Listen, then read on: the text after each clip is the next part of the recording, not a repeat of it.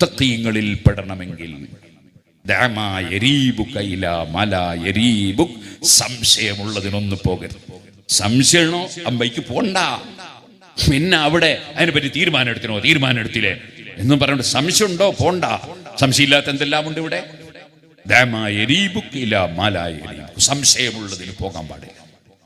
അത് നബിതങ്ങൾ പഠിപ്പിച്ചൊരു പൊതു തത്വമാണ്. ആ തത്വം നമ്മുടെ പ്രവർത്തകന്മാർ പ്രാവർത്തികമാക്കണം.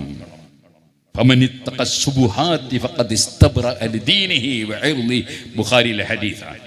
സംശയമുള്ളത് സൂക്ഷിച്ചുകൊണ്ട് ജീവിക്കണം, എന്നാൽ ദീനെ രക്ഷപ്പെടുത്താൻ കഴിയും. അപ്പൊ സംശയമുള്ള സ്ഥലങ്ങളിലൊന്നും പോകരുത്. നമുക്ക് ഉറപ്പുള്ള എത്ര ഉണ്ട്, ഉറപ്പുള്ള ആളുകളിൽ എത്ര പോകാനുണ്ട്. പോയിക്കൂടെ? നമുക്ക് റയീസുൽ ഉലമയുടെ അടുത്ത് പോയിക്കൂടെ? സുൽത്താനുൽ ഉലമയുടെ അടുത്ത് പോയിക്കൂടെ? അലിബാബയ്ക്ക് തങ്ങളുടെ അടുത്ത് പോയിക്കൂടെ? അതേപോലെ തന്നെ കോട്ടൂർ ഉസ്താദിന്റെ അടുത്ത് പോയിക്കൂടെ? അതേപോലെ മുഹീസുന്ന പൊന്മുള ഉസ്താദിന്റെ അടുത്ത് പോയിക്കൂടെ? അങ്ങനത്തെ എത്ര ആലിമീങ്ങളും വലിയ വിവരമുള്ളവർ, എത്ര സാദാത്യങ്ങളൊക്കെ ഉണ്ട്. പിന്നെ എവിടെങ്കിലും സുബ്ഹാനല്ലാഹ് എന്തെങ്കിലും ഒന്ന് കേൾക്കുമ്പോഴേക്ക് പായാൻ പോണോ? അങ്ങനെ പാഞ്ഞിട്ടല്ലേ പലരും പിഴവിൽ പെട്ടുപോയത്.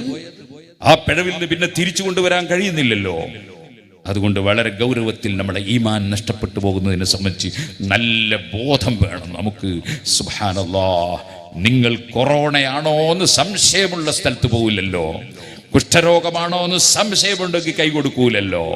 കുഷ്ഠരോഗമാണോ എന്നില്ല, സംശയമുണ്ടെങ്കിൽ നമ്മൾ കൈ കൊടുക്കൂലല്ലോ.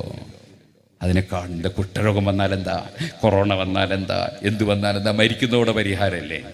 അതേസമയത്ത് ഈമാന് കേട് വന്നാൽ മരിക്കുന്നതോടെ പരിഹാരമല്ല.